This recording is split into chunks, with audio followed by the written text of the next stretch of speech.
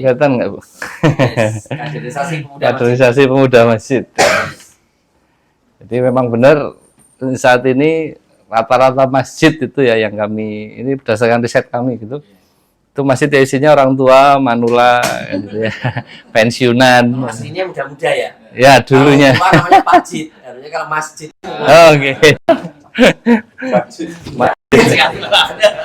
Masjid asal bukan jadi meses dan pijit aja.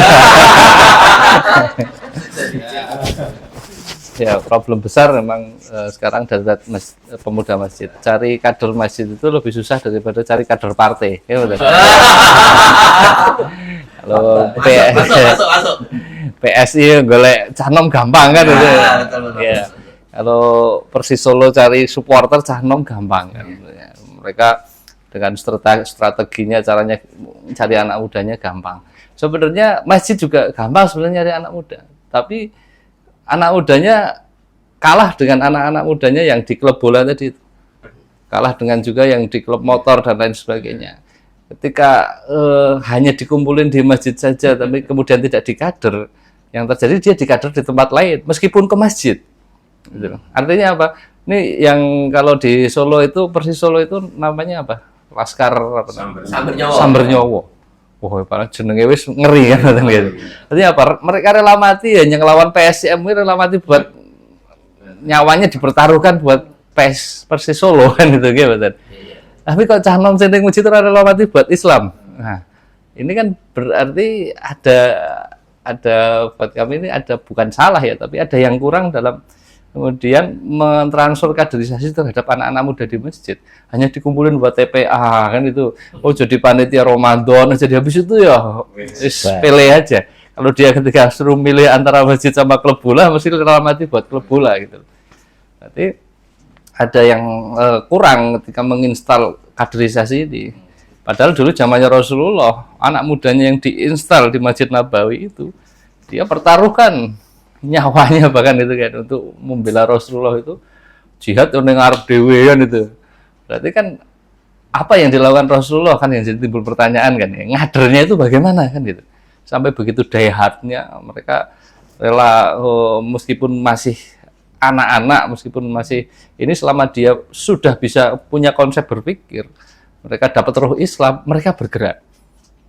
Nah, perkaranya sekarang itu ya Islam ketika diinstal ke sebenarnya ke siapapun, mau anak muda, orang tua, ini ketika tidak bergerak berarti instalannya berarti ada yang salah sebenarnya. Ada yang kurang lah bahasanya kan itu. Nah, kalau cuma ngapal Quran, berapa banyak penghafal Quran kan gitu ya. Kalau cuma masalah pinter, berapa banyak orang yang udah pinter lama dan ini dan lain sebagainya. Tapi kok mereka tidak bergerak? Ini berarti ada yang salah karena dulu Rasulullah menginstal Islam ini sama para sahabat. Baik tua, muda, kaya, miskin, sakit ataupun sehat, semuanya pasti bergerak.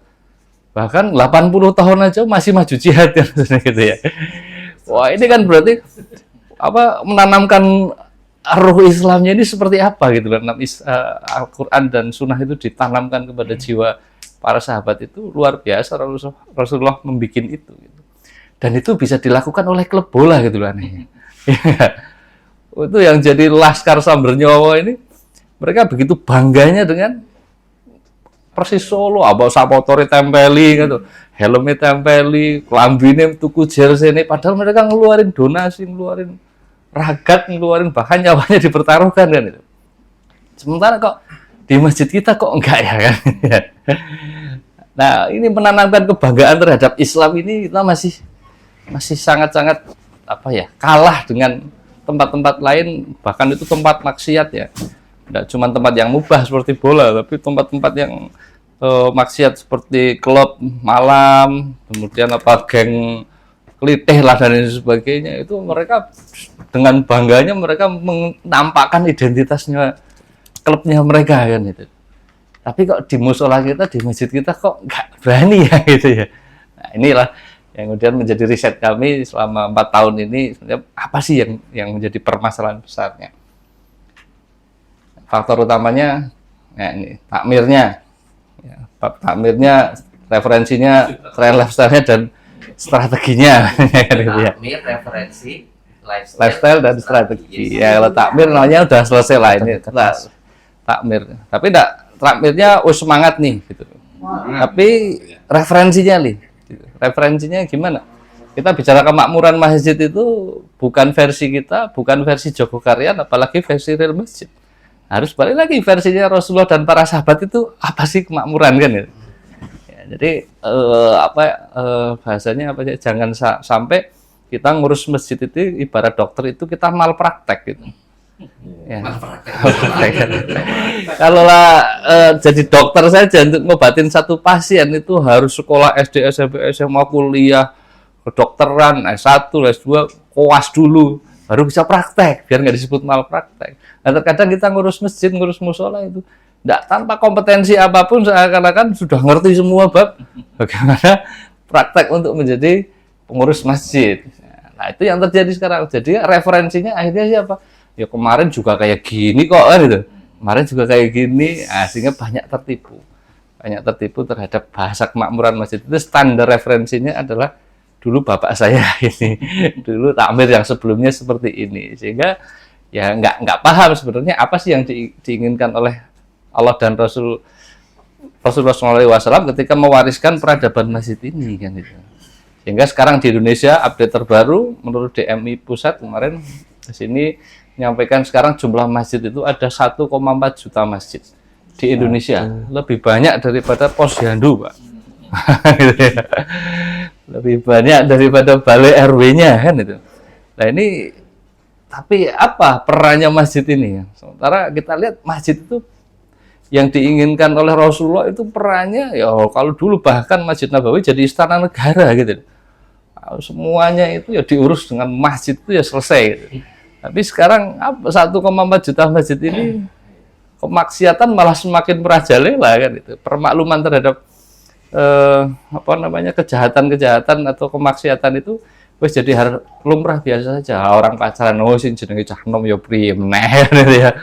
Oh ya biasa gitu. Ngombe-ngombe ya ora apa-apa, sing penting ora mabok kan ngoten ya. Macam-macam lah yang kemudian itu terjadi merubah peradaban kita. Saya pun rasain ya karena saya orang tahun 80-an terus ke sini kan. Kalau dulu musuhnya masjid kan cuma TVRI nggih, Pak. Musuhnya masjid cuma TVRI kan. Nah, TVRI ini acaranya elek ora ditonton akhirnya doning masjid kan gitu. Ya sekarang masjid musuhnya enggak cuma TVRI.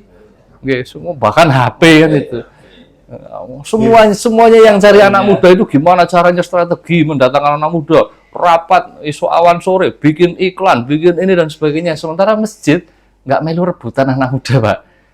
Wis ngono nek sadar lah ya dene masjid kan gitu. Jenenge wis canom kan gitu. Kepedulian terhadap itu akhirnya nggak tumbuh kan gitu. Jadi karena minim preferensi ini, apalagi terus memahami kondisi sosial sekarang, tren lifestyle-nya bagaimana. Yang lain bikin lifestyle ini, masjid ini ya sudahlah kayak gini, mau dari dulu juga kayak gini kan gitu. Padahal kata Ali bin Abi Thalib, dakwah itu zamannya berbeda itu ya konteksnya harus beda itu. Ya dakwah itu ada konten, ada konteks. Konten itu dari dulu sampai sekarang nggak boleh dirubah. Qala Allah, qala Rasul. Isinya Quran dan Sunnah. Tapi bicara konteks, ini bicara bungkus. Bicara siapa objek dakwah kita. Ini dari zaman apa kan itu. Maka kita butuh trend lifestyle. Ya seperti tadi ketika kenapa kami bikin bioskop? Ya karena anak muda sekarang akrabnya sama bioskop. Kalau bikin wayangan ya yang datang yang tua-tua kan gitu. Maka majelisnya namanya majelis sufi, suka film mas gitu. Ya sebenarnya nonton film, ya filmnya juga udah dipilih, habis itu ada tadabbur dari versi Islam itu bagaimana memandang pesan film yang disampaikan, jangan sampai salah tangkap kan begitu. Nah, ini kan sebenarnya sama kita bahasanya, berarti kita dakwah itu adalah marketing ya, jualan produk. Ketika kita menjual produk, misalnya mobil gitu, mobil ini orang punya ratusan miliar, kita nawarin ke beliau ini yang orang punya ratusan miliar, yang kita tawarkan adalah motor ya mobil Grand Max bak terbuka second sama dia. Kira-kira tertarik nggak? Kamu mungkin tertarik. Mau kita jelasin proses ini kita nggak bakalan didengerin. Saya mah levelnya Lexus, saya mah levelnya Lamborghini kan gitu. Begitu juga sama dengan orang yang mungkin duitnya 100 juta, 200 juta mau ditawarin Alphard, mau ditawarin Lamborghini, ya nggak bakalan megang, dia nggak bakalan dengerin. Terus kamu nerocos seberapa pun aku nggak tertarik. Sama dakwah. Ketika sekarang anak muda itu kita panggil dengan tablik akbar, apa sih tablik akbar ya? Kita panggil dengan ngaji tahsin, alibata aja belum tahu, wis kon tahsin kan gitu. Mau apalagi kajian ngaji kitab gitu. Gimana mau datang kan? Itu udah jauh dari bayangan mereka bahasa kan gitu. Maka kita perlu paham tren lifestyle-nya apa sih sebenarnya. Dan juga butuh strategi gimana cara memasuki objek dakwah kita. Kalau kami mengklasifikasikan anak muda itu ada 4 level dakwah, 4 ring dakwah. Ring artinya yang paling dekat dengan masjid dengan yang paling jauh dengan masjid. Ya, yang paling dekat dengan masjid itu artinya ring 1. Ini anak muda siapa? Ini anak muda yang ada di sini, yang sudah mau jadi relawan, ya, sudah mau jadi tim penggerak dakwah, dia sudah ke masjid sudah dengan membawa keimanan. Artinya dia kalau nggak ada baliho kajian gitu, dia akan cari, ono kajian ora, dinopo kan gitu. Dia akan aktif. Aku mau jadi relawan, mau ini ada acara apa nih, aku tak jadi relawan. Wah, dia ini aktif, ini ring 1. Untuk orang-orang di ring 1 ini tidak butuh dakwah, Pak. Butuhnya taklim. Maka dia ngaji kitab, memperdalam tahsin gitu ya. Ini bahasa-bahasa untuk ring 1 adalah bahasa-bahasa yang misalnya bersatu ya bahasanya ukuah kan. Ini ring buri-buri kok ukuah ke opo ora dong kan gitu. Ya. Ini ring 1 ya.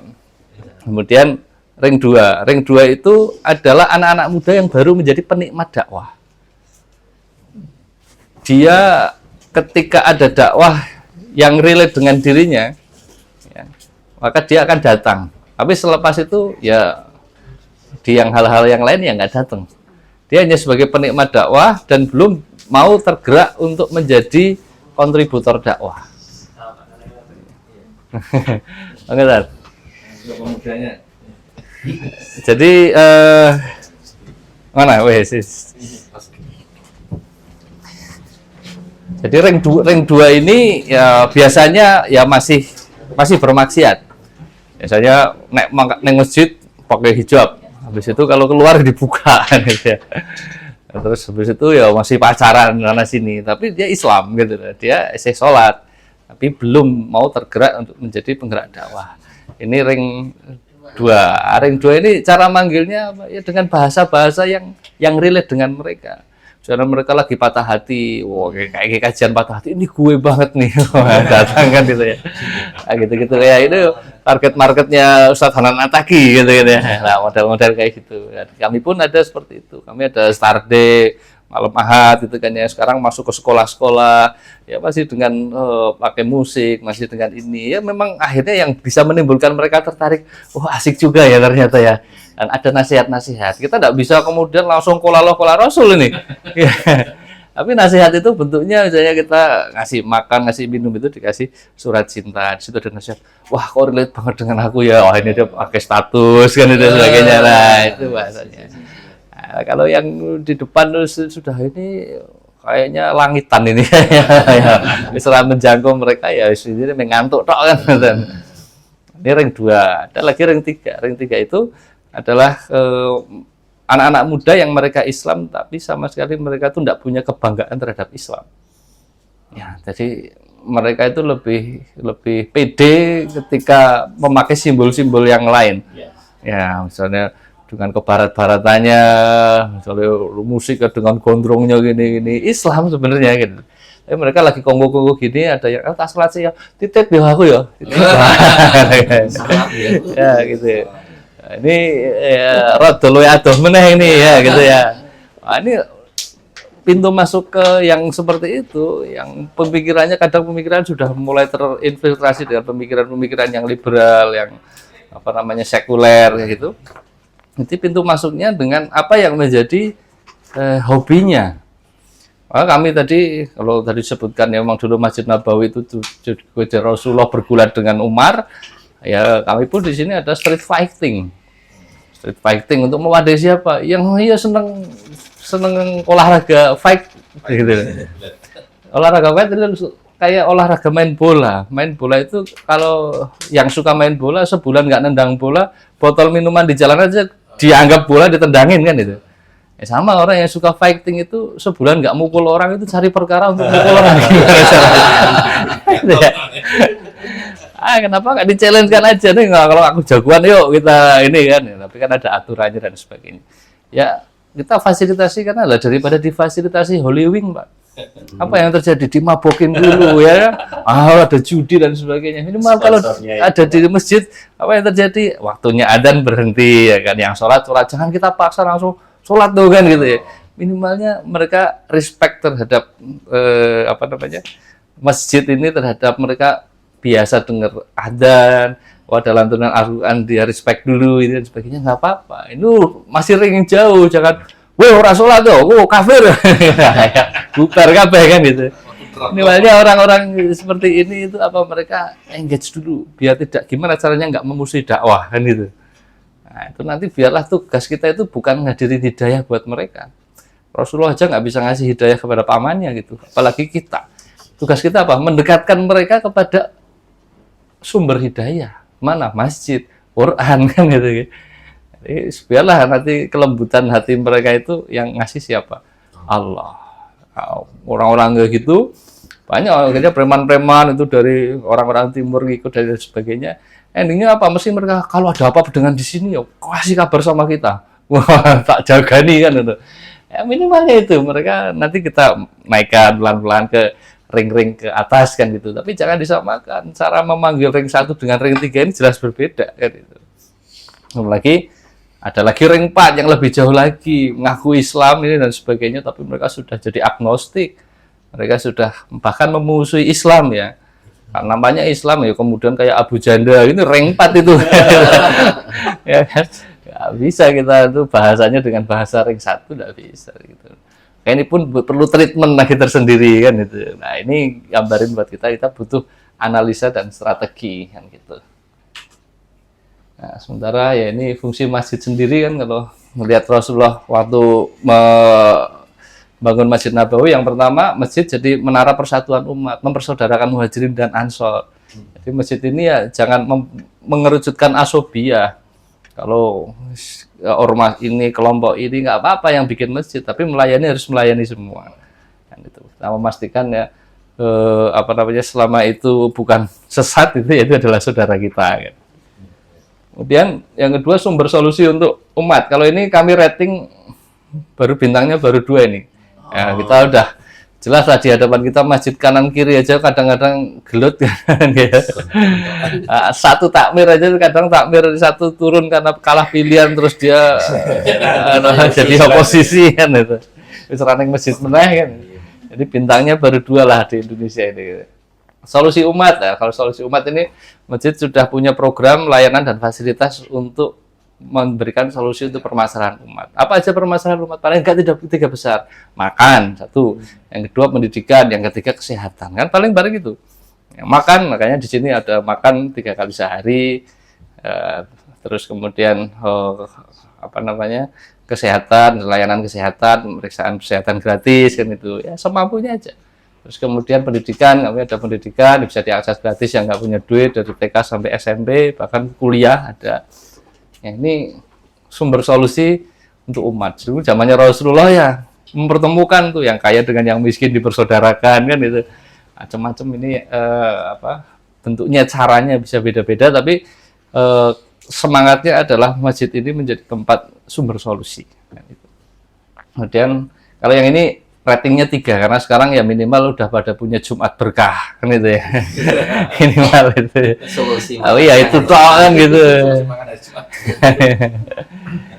Ya, terus tapi kan ternyata bukan ini aja, kadang ada fokus ini saja. Seakan wis Jumat berkah wis rasane masjid wis makmur banget. Padahal baru satu fungsi yang dicontohkan. Tapi ada fungsi lainnya. Nah ini banyak yang belum melakukan. Rating bintangnya cuma 1. Gitu. Apa? Ngader anak-anak mudanya. Ngaderisasi. Karena Rasulullah dulu mendidik 2000 anak mudanya yang ditinggalkan ketika Rasulullah haji wada dan meninggal. Kemudian 2000 anak-anak mudanya yang dikader sama Rasulullah ini ditebarkan ke seluruh dunia, menaklukkan 2/3 dunia kan. Ini dididik di mana? Bukan S1, S2, S3. Tapi memang masjid ya. Nah, terkadang sekarang kan dunianya sudah kebanggaan kita sama anak-anak kita tuh ketika S1, S2, dokter dan sebagainya. Tapi ketika tinggalkan masjid, urusan mereka mau jadi pejabat, mau jadi orang kaya mesti rusak semua kan itu. Jadi kaya ya akhirnya jadi maksiat, yang jadi pejabat ya akhirnya korupsi, dolim dan lain sebagainya. Nah, ini fungsi masjid harusnya menjadi pengontrol itu ketika ilmu dunia ya harus ada penanaman akidah di sana ya di mana ya di masjid, install Quran dan Sunnah. Ya, ini bicara kaderisasi, ini bicara anak muda. Jadi nek masjid itu isine wong tua-tua dan manula pensiunan tok ya dan tidak alert atau tidak peduli terhadap anak muda. Yang jadi pertanyaan sing dicontoh sapa? Kalau nyontoh Rasulullah dari 10 sahabat yang dijamin masuk surga, 7 diantaranya umurnya di bawah 30 tahun. Dari 7, 5 diantaranya di bawah 20 tahun kan. Oh, ini sirahnya kita sekarang masjid itu wong-wong sing wis suci gitu, sing wis tinggal menunggu maghrib. Ya, kami memilih coba untuk ini di hal yang ini. Kalau yang ini barangkali sudah banyak juga yang melakukan. Ya sama. Kalau masjid-masjid ini tidak bisa kemudian copy paste sama. Kami masjid yang baru hadir ketika Covid. Kalau misalnya yang kita kejar adalah Joko Karyan, yang kita lakukan adalah sebagaimana Joko Karyan, Pak. Kita di sini dimusuhi masjid-masjid kanan kiri, Pak. Wong masjidnya yang lebih tua banyak kan gitu ya.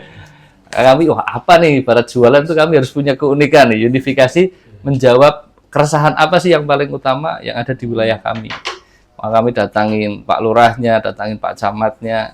Pak, sebenarnya apa sih permasalahan besarnya di sini? Kita cari datanya di wilayah kami. 125.000 penduduknya di kecamatan itu penduduk yang punya KTP 125.000.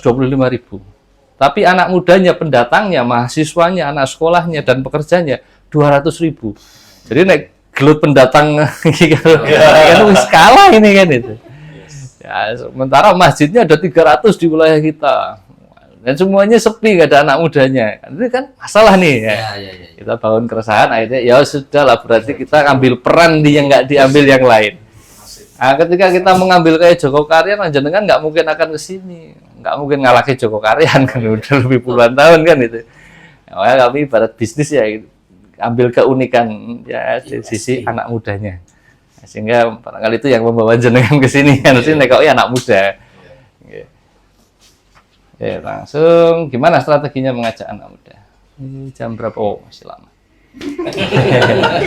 Ini mazhabnya anak muda yang pertama adalah keren. Nah, jadi kekerennya anak muda itu jangan pernah kita berpikir untuk kita renggu di masjid. Mereka masih suka pakai jin ya, jangan wanggu jin masjid itu ya sarungan. Wah, ya. Ini sudah bikin ilfil buat anak muda. Ini makanya apa? Yuk kita yang kita kampanyekan ya ojo katok pendek nutup aurat kan gitu. Bukan dari sisi bahannya apa atau bentuknya bagaimana. Yo ini kekerannya kamu masih pakai topi ya nggak apa-apa, nggak harus pakai kupluk kan gitu. Masih pakai kaos ya nggak apa-apa. Terkadang tuh resepsi takmir itu ketika orang-orang yang di masjid itu seakan-akan itu kudu seragam kabeh, semuanya penghafal Quran, semuanya ring satu kabeh caranya gitu ya. Nah, itu kan jadi padahal anak-anak muda itu 95%-nya itu di luar ring satu. Gitu. Jadi mereka masih punya versi kekerenan versi mereka. Dan ciri-cirinya masjid kita kalau sudah nampak keren buat anak mudanya ini adalah anak mudanya mau selfie di masjid kita. Mau selfie, mereka upload, gua ada di sini, mereka bangga dengan kondisi kan, mereka skemanya kan gitu ya. Kan di tempat kami itu ya meskipun ya memang kami sekarang lagi nggak fokus membenahi bangunan kan sebentar lagi tol mau lewat Pak, ini kena tol. Ya, jadi ya wes lah, sing buat nyaman lah buat anak muda. Target kami masjid itu jadi rumah kedua untuk anak muda gitu. Jadi mereka nyaman dan ngerasa cita-cita mereka, apa yang dipersepsikan dalam hidup mereka jangan langsung kita direct untuk kemudian ini loh, nek orang ini surga neraka nih urusan ini. Jangan itu dulu kan itu. Yang namanya dakwah itu yang pertama disampaikan adalah kabar gembira. Nah, jadi kita bantu anak muda ini menemukan potensi besar pada dirinya dulu nih. Kalau sudah ke masjid itu kasih ditanya gitu loh, kamu tuh punya cita-cita apa? Oh, saya mau jadi pesepak bola. Keren, gitu jangan bal-balan dulu dulu zaman sih bal-balan itu opo kan, jangan kayak gitu kan. Kamu mau jadi apa? Oh, saya mau jadi pengusaha yang kaya dan sebagainya.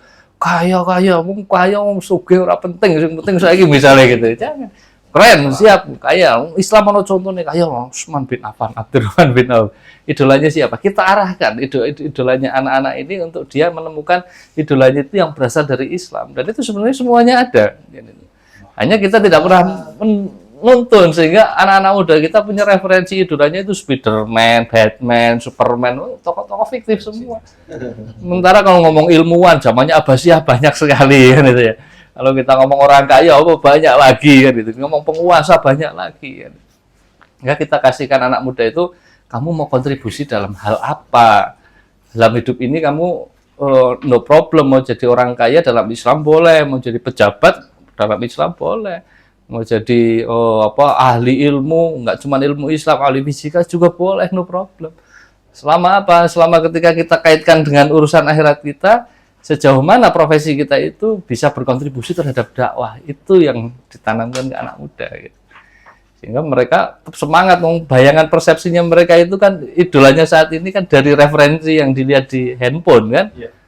Kamu pengen kayak Raffi Ahmad, pengen kayak gini, langsung ditampar Raffi Ahmad. Ya kita arahkan pelan-pelan kan itu.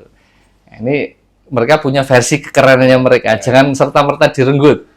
Oh, nek masjid kok ngene, masjid ngene. Enggak semuanya yang ke masjid itu mereka punya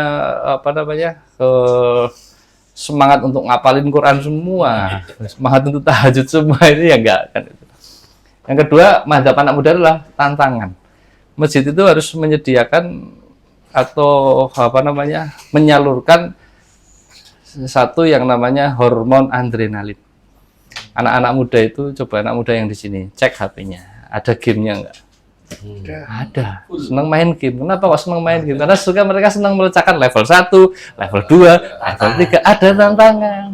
Ning masjid ora ana tantangane. Kowe ngurus iki ya, kowe ngosek WC gini-gini. Bapak kowe ora nyuruh-nyuruh kok. Ngomong-ngomong dan gitu. Apalagi mereka sama sekali nggak tertantang karena seakan-akan kalau jadi marbot masjid itu urusannya cuma ngosek WC, paling besar prestasinya cuma adzan sama iqomah. Mau gantiin imamnya kayaknya nunggu imamnya stroke dulu. Mau ganti khotibnya nunggu. Apalagi di masjidnya sudah terpampang jadwal 2 tahun khotib, jadwal 2 tahun aku ki kon ngopo ngene ya. Anak muda itu suka mencari tantangan. Maka mereka kalau nggak punya tantangan menantang diri sendiri. Ono sing nyebur ning kali di konten air mati ya gitu ya. Nek ning pantai maju ning ngarep dhewe kan anak-anak muda itu kan sifatnya gitu. Ono sing klitih dan sebagainya. Mereka mau menunjukkan eksistensi gitu. Kalau masjid nggak nyalurin eksistensi mereka, ya nggak ada. Mereka nggak ngerasa bertumbuh. Gitu. Jadi pastikan tantangan ini bikin mereka bertumbuh. Nah, kan di masjid kami itu ya enggak ada imam tetap, enggak ada ini karena kami concern ini bukan enggak boleh gitu ya. Ya, tapi minimalnya apa? Ya ketika dia sudah punya kompetensi untuk imami ya sekali-kali dikon imam kan gitu. Nah, kalau buat latihannya ya imam tahajud lah kan sing ngrungokke ora akeh kan ngoten. Iya.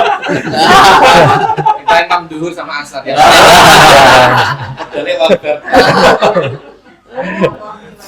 Jadi kita misalnya bikin acara Jogja Walk Around, jalan kaki keliling Jogja, Ustaz. Wah, ini tantangan buat anak muda. Judulnya Jogja Walk Around kan, push the limit. Asing melu oke kan. Cuman ya dia cuma medali 30.000. Pokoknya yang tekan finish ya untuk medali gitu. Wah, semangatnya. Syaratnya apa? Syaratnya nggak boleh ngomong selama perjalanan. Nah, dari masjid ke masjid, ngitungin jumlah berapa banyak zikirnya. Wah, tantangannya di situ. Wah, dikasih.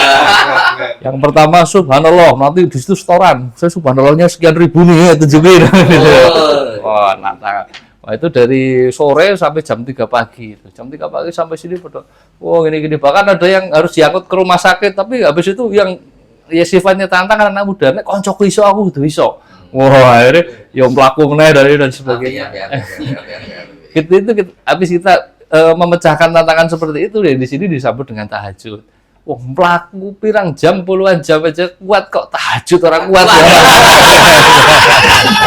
Masuk. Ya jam bal-balan 2 kali 45 menit saya kuat kon ngadeg tahajud orang kuat piye kan. Boleh KML. Ini kan mereka tantangan kan, terus kemudian apresiasi, mereka tuh butuh diapresiasi. Ya di apa namanya, dibombong lah kan gitu ya. Setelah dikasih tantangan, kalau kita ya biasa tadi, misalnya kita tadi masih ngisi ya, kamu yang ngisi, oh siap ya, wis bar ngisi nanti evaluasi, oh keren tadi ngisinya. Wah, walaupun bahasanya masih ini kekurangan ya kita paham bahwa kita butuh proses, butuh tumbuh, gitu loh. Jangan dipatahkan hatinya dan sebagainya, butuh diapresiasi. Apresiasinya nggak harus dikasih duit. Di sini anak-anak itu yang nggak dikasih duit ini dan sebagainya. Tapi mereka bisa dehat karena apa? Ngerasa aku bertumbuh, ngerasa aku di sini tuh dihargai. Barangkali di rumah dia nggak eksistensinya kalah sama kakak-kakaknya gitu ya. Yes. Atau di sekolah dia dibully, banyak yang gitu. Tapi ketika di sini, ketika subuh kita majelis subuh sebelum ustadz, ada open mic dulu Ustaz. Open mic. Jadi ini open mic. Ya, open mic-nya apa? Ya sudah, yang penting maju. Kultum lah kan gitu. Kalau nggak bisa kultum ya sampaikan satu pantun atau kata-kata hari ini. Kata-kata hari ini. Ya. Kalau nggak dia maju pegang mic walaupun awalnya ndredeg, besok wah ternyata aku bisa ya kan. Atau bisa. Kemarin kita anak-anak kultum ya kan jawaban ya. Kata-kata hari ini. Masuk, makasih. Ya, akhirnya dan nunjuknya itu acak. Nanti yang maju nunjuk koncone kan itu. Wah, kayak aku mesti ditunjuk. Akhirnya dia nyiapkan diri. Ya, gitu. Mereka kerasa bertumbuh, tadinya nggak bisa ngomong depan umum, bisa dan sebagainya. Nah, itu diapresiasi. Kemudian butuh role model. Nah, role modelnya ketika udah ngono sing cah nom-nom ya sing tua-tua dulu. Kita ngerti bahwa kita itu adalah artisnya Islam. Anak-anak muda itu di luar sana ngelihat Islam itu dari yang ada di masjid. Kalau yang ada di masjid itu perangat-perangut senyum aja nggak bisa gitu ya, nggak ramah. Anak-anak mudanya ya, tuh Islam nggak keren ya. Oh ternyata Islam galak toh, bener ya omongannya koncoku. Akhirnya apa ya, mereka bukan berarti mereka itu nggak mau menerima kebenaran, tapi jangan-jangan kita yang ngusir mereka dari kebenaran kan. Orang beriman itu sebagaimana yang disampaikan oleh Imam Syafi'i, beliau menyampaikan orang beriman itu ciri-cirinya adalah ketika dia sedih orang lihatnya bahagia, ketika dia sakit orang lihatnya sehat, ketika dia sempit orang lihatnya lapang. Jadi pandai-pandailah kita acting. Yang ngurus masjid ini memang banyak tantangannya gitu ya. Banyak urusannya dan itu yo rasa sambat ronorene apa nek sambat karo cah nom gitu. Oh, karo cah nom le piye le duite kurang le ngene. Ah, duite kurang ini ora ndedet kok disambati. Ya, jadi anak muda ranahnya itu penggerak. Sementara dakwah itu butuh 5 unsur. 5 unsur ya. Dulu zaman Rasulullah itu dakwahnya 5 unsur ini komplit. Unsur yang pertama ada ulamanya. Artinya dakwah butuh dalil. Jangan sampai sesat, jangan sampai bid'ah kan gitu ya. Yang kedua butuh umaroknya. Itu yang punya kuasa, butuh amirnya nih. Ya, kalau wilayah kami, karena kami wilayahnya skupnya adalah pedukuhan ya Pak Duko kan itu. Pak Dukunya kita jadikan sebagai pelindung dakwahnya. Sekarang kita ke level kecamatan kan itu. Terus kemudian yang ketiga adalah anak mudanya, penggeraknya. Penggeraknya yang tua itu ya sing mikir wae gitu, yang mengawasi jangan sampai melanggar syariat, tapi penggeraknya harus anak muda. Anak muda ini energinya besar. Mereka sifatnya adalah idealis. Kalau punya satu tujuan mbuh piye carane akan dikejar. Nek sing tua pragmatis. Alah ora ya ora apa-apa, sore yo tinggal wing sesuk dadak koken ngimpi kan ngoten lah. Belum lagi itu wis boyoken ya wis kudu terapi ya udah lah wis koken cara lah jadi. Nek anak muda kok iso awan sore bengi itu ya oke kan ngoten. Setan bergaji ya. Terus unsur yang keempat itu dalam dakwah itu masjid itu butuh ahlus sufah. Ahlus sufah ini ya orang-orang yang doanya mustajab ini. Ya apa yang mereka dikasih manfaat. Kalau dulu zamannya Rasul, Masjid Nabawi itu ya jadi tempatnya 60-an ahlus sufah yang tidak punya rumah, ya kan, itu fakir, miskin. Nah, kita juga walaupun sekarang rumahnya sudah punya semua, ya artinya apa? Kita harus memberi manfaat kepada jamaah. Itu bukan ngatangi duit terus tapi nggak pernah kemudian feedbacknya memberikan manfaat kepada jamaah. Karena biar mereka itu juga mendoakan gitu. Nah, terus jangan lupa ada yang kelima. Yang kelima ini adalah pengusahanya. Pengusahanya. Ini harus digalang di masjid.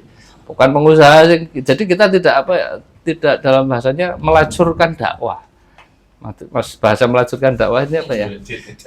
Dakwah jadi nggak punya izah. Kita senantiasa akan berpikir kerdil terus menyempitkan dakwah, seakan-akan dakwah itu hajatnya donatur. Padahal dakwah ini kan hajatnya Allah kan itu. Akhirnya kita menghamba bukan menghamba pada Allah tapi menghamba pada donatur nih. Ya ada, wah kayaknya ini kalau donaturnya mau datang ini gelar karpet merah nih. Wah, bikin acara nih. Tapi Allah datang di sepertiga malam masjidnya tutup, Pak. Gak ada yang di jam kantornya ya Allah mau datang mau nilai masjid kita mau ngasih job desk. Tapi nggak datang ini, ya sudah tak kasih job desk di tempat lain kan gitu. Nah, di tempat kami setiap jam 3 pagi itu ada tahajud berjamaah. Yang mau jamaah tinggal ngikutin, yang mau sendiri-sendiri ya sendiri. Minimalnya apa masjidnya hidup setengah malam. Karena buat kami itu jam kantor yang ngurus masjid nih. Kan gitu. Ya, maka kami pun saat ini bikin sujud ini salah satu poin yang paling tinggi adalah poin tahajud yang muncul di jam 3:4 poinnya. Dia memaksa apa? Ya masa takmirnya itu main digedor-gedor warga, main dibuka masjidnya. Ya, itu jam kantor kan itu. Ya, takmir-takmirnya ini jadilah role model, bukan cuma memfasilitasi. Nah, memfasilitasi udah banyak, Pak. Mau dikasih wifi, mau dikasih makan ini, mau dikasih makan ini. Kok ora teko-teko, padahal dikai gratis. Lho cah nom, aneh gratis ning ora asik mending bayar. Masuk. Dapat. Anak-anak muda tuh bayar ning kafe lagi gini bisa gitu loh. Kita ngasih gratis seakan-akan itu mesti teko. Nah, ini kalau nggak asik, nggak dibersamai itu ya nggak akan gitu loh. Jadi pastikan ya tadi minimalnya apa ya kita bukan hanya fasilitasi wes band gini tapi dikenal. Anak muda ini kan senangnya gini, kalau misalnya datang ke kafe ya, disapa, habis itu ditanyain namanya, habis itu ketika datang misalnya namanya Amin, Men gimana Men kabarnya, gitu, rasanya, sesuk tuh nggak bawa temennya, aku kenal karo sing duwe, ada Men disebut jeneng itu, gitu loh, aku koncoku, kan gitu sebenarnya. Ya lah kalau di masjid kita nggak disapa, kalah sama Indomaret kan gitu. Indomaret. Selamat datang, selamat belajar kan gitu. Apalagi kalau disebut namanya, sing duwe masjid iki koncoku, padahal ya enggak yo ning ngono wae kan gitu. Nah, ini butuh contoh, butuh role model. Kalau udah ada anak mudanya, ini yang kita bentuk. Anak muda itu kan berkomunitas, anak muda itu butuh ada yang sejenis-sejenisnya kan itu. Nah, ini yang akan jadi role model untuk anak muda untuk datengin kan gitu.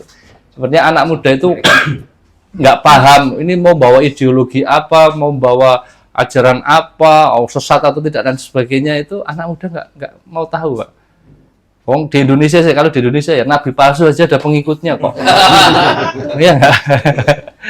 Mau yang model Mama Gufron, mau yang model Panji Gumilang, ono sing ngelu kan itu.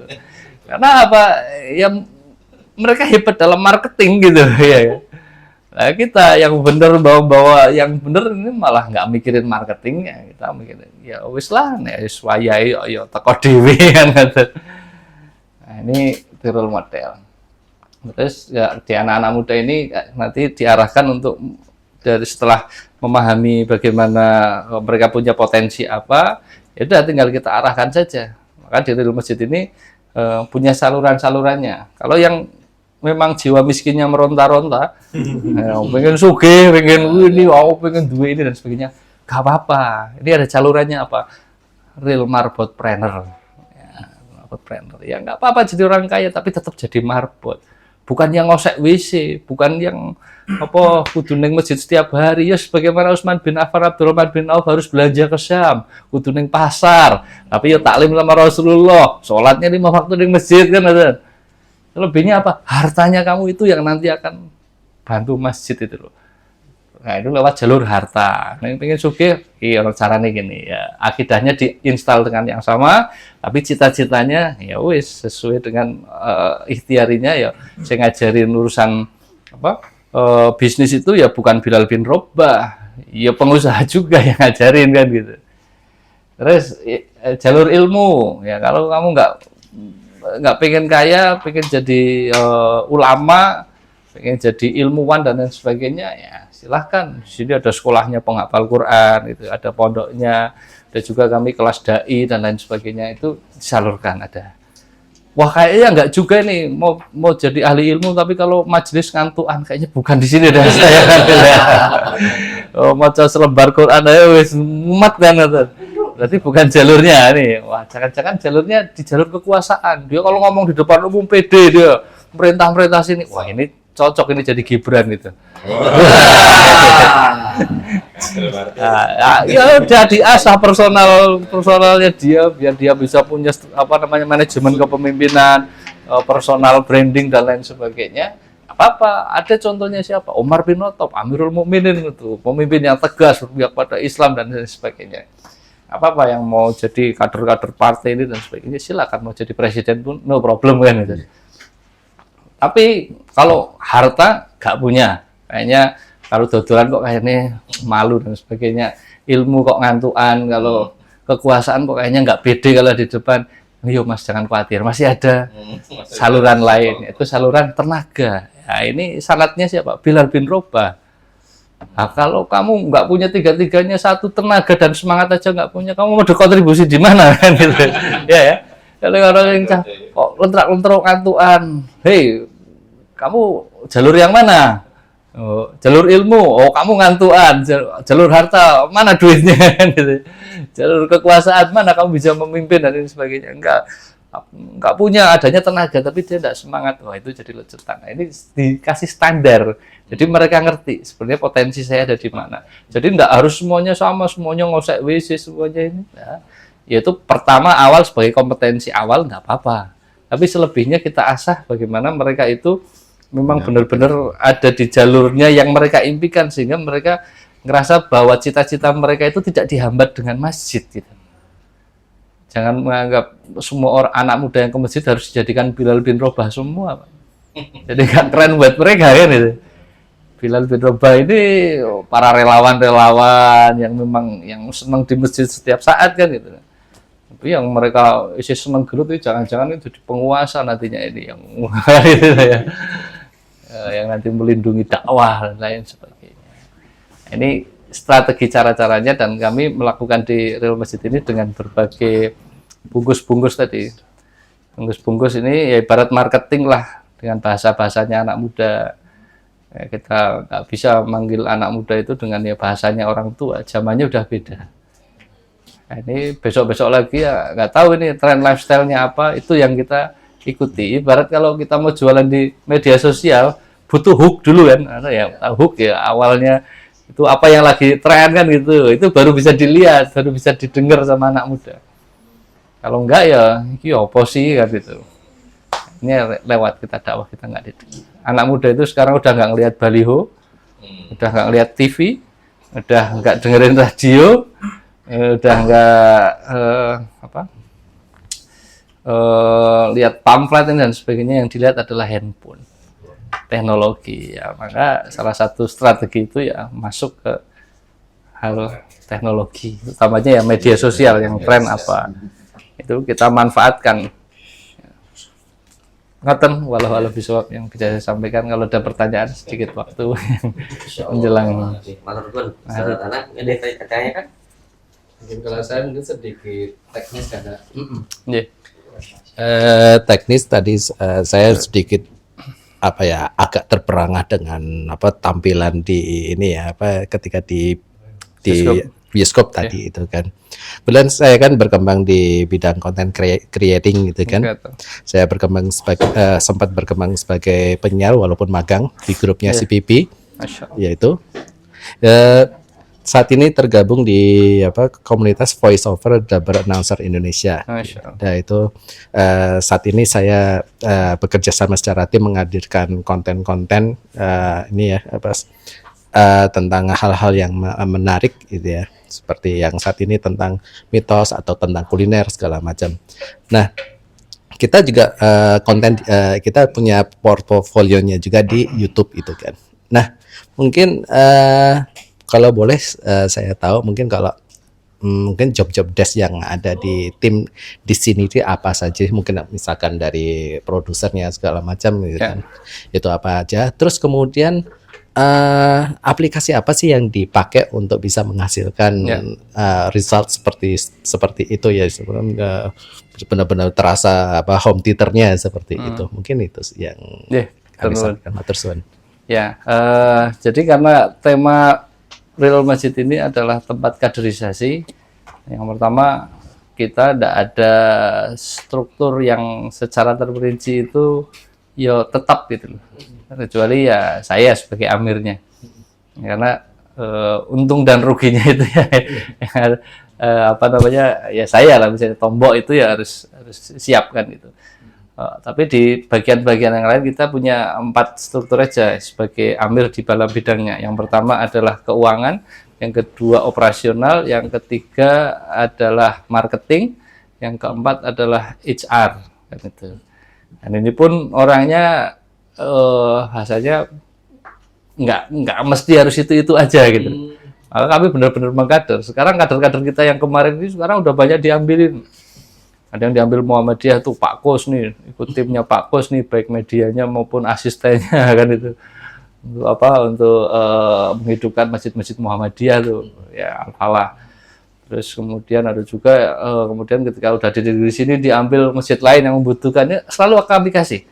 Selama anaknya mau ini dan sebagainya. Jadi kayak sekarang ini tim medianya sekarang siapa yang leader itu? Anak 13 tahun. Masya Allah.